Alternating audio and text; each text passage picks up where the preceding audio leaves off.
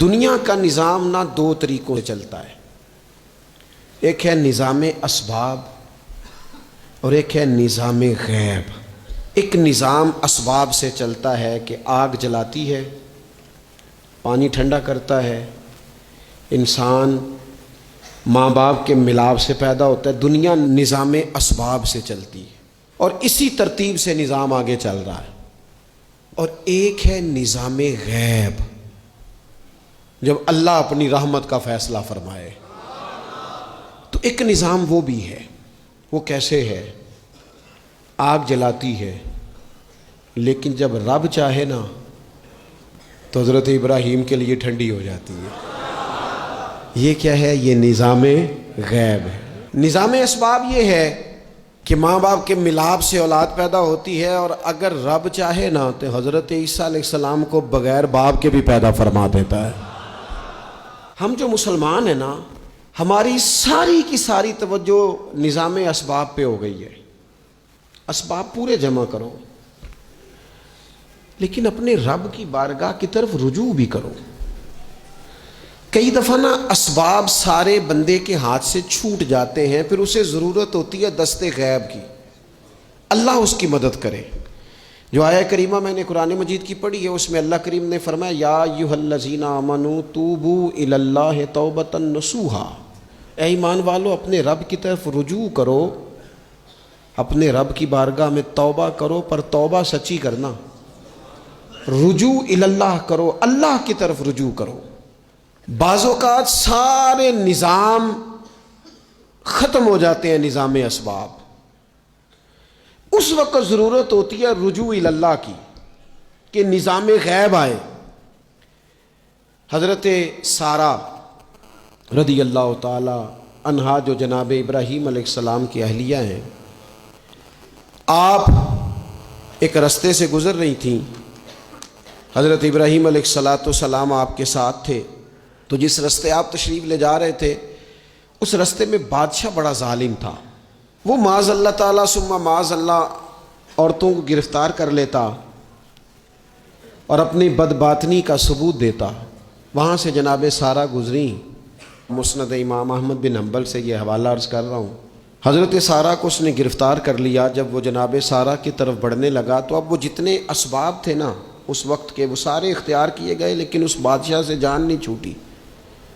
جب وہ بڑھنے لگا تو جناب سارہ نے پھر رب کریم کی طرف رجوع کیا، مصلی پہ بیٹھ گئی، کہنے لگی مالک اب تو ہی کرم فرمانے والا ہے۔ آپ نے اس درد سے دعا فرمائی کہ وہ بادشاہ زمین پر بے ہوش ہو کے گرا اور تڑپنے لگا، قریب تھا کہ وہ مر جائے۔ تو حضرت سارہ پھر مصلی پہ بیٹھیں اور اپنے مالک کی بارگاہ میں عرض کرنے لگی مالک اگر یہ مر گیا تو مجھ پہ الزام آئے گا کہ میں نے مارا ہے، اسے مارنا بے ہوش ہی فرما۔ وہ بے ہوش ہو گیا، تھوڑی دیر کے بعد ہوش آیا تو پھر آپ کی طرف بڑھنے لگا، تو آپ نے پھر اللہ کی جانب رجوع کیا۔ جب دوبارہ رب کریم کی جانب رجوع کیا تو پھر وہ بے ہوش ہوا۔ کئی دفعہ وہ کوشش کرتا، لیکن آپ جب اپنے مالک کی بارگاہ میں ہاتھ اٹھاتی تو بے ہوش ہو کے گر پڑتا۔ بالآخر آپ سے معافی بھی مانگی، آپ کو آزاد بھی کیا۔ ایک وقت ایسا آتا ہے جب سارے اسباب جواب دے جاتے۔ ہم مسلمان ملک میں رہتے ہیں، کچھ باتیں بڑی خوب ہیں۔ میں نے دیکھا ہے کہ ڈاکٹر جب سمجھ آتا ہے نا کہ رپورٹس، ادویات، ٹیسٹ اب اس نتیجے پہ پہنچ گئے ہیں کہ شاید یہ مریض بچے گا نہ، تو چونکہ مسلمان ملک ہے تو میرے وطن کے ڈاکٹر ایک خوبصورت جملہ بولتے ہیں، مجھے بڑا پسند ہے۔ وہ یہ نہیں کہتے اب کچھ نہیں ہو سکتا، وہ کہتے ہیں آپ دعا کریں۔ کیا مطلب؟ کہ اب رجوع الی اللہ کا وقت آ گیا ہے۔ ہمارے پاس جو شعور تھا، علم تھا، وہ ہم نے خرچ کر دیا۔ اب ٹائم ہے کہ رجوع الی اللہ کریں، آپ اللہ کی بارگاہ۔ یہ بڑا خوبصورت جملہ ہے، اچھی باتوں کا بھی تو ذکر کرنا چاہیے نا۔ یہ خوبصورت جملہ ہے کہ آپ دعا کریں۔ ایک وقت آتا ہے جب دعا کی ضرورت ہوتی ہے، دست غیب کی ضرورت ہوتی ہے۔ نبی پاک علیہ السلام 313 کو لے کے جب میدان میں آئے تھے تو ظاہری اسباب تو یہ تھے کہ 1000 سے مقابلہ کیسے ہوگا۔ تو پھر میرے قریب نے پتہ کیا کیا؟ حضور نے پھر رب کریم کی طرف رجوع فرمایا اور پھر اللہ کی مدد فرشتوں کی صورت میں آئی۔ او میرے دوستو، امت کو ضرورت ہے اس وقت دست غیب کی۔ پاکستان کبھی نہ بنتا اگر اللہ تعالیٰ کی غیبی طاقتیں مدد نہ فرماتی۔ پاکستان کبھی نہ بچے گا اگر خدا کی مدد شامل حال نہ ہوگی۔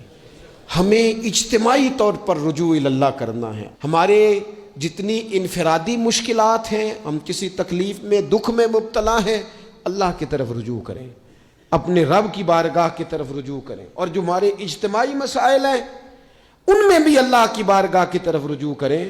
جب ہم یہ رجوع کریں گے مالک کے حضور تو پھر اللہ ہمارے لیے راستے واضح فرمائے گا۔